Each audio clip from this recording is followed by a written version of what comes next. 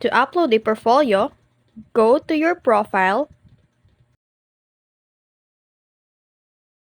Here you will see your profile overview and the portfolio.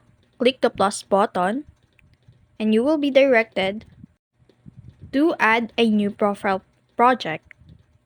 Here you need to put your project name, which in this case I will put gaming logo as my project name. And for the role, it's optional.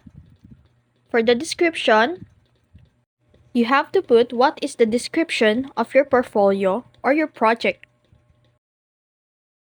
For the skills and deliverables, I choose in this case, since I'm downloading a logo, I click illustration and then I click the image and find my logo in the file.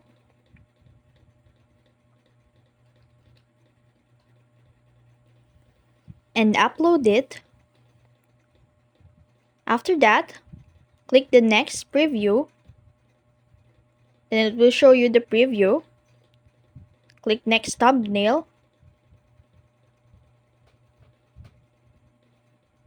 And you can publish it. That's it.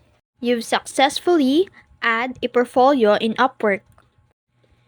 If you find this tutorial helpful, don't forget to like and subscribe to the YouTube channel.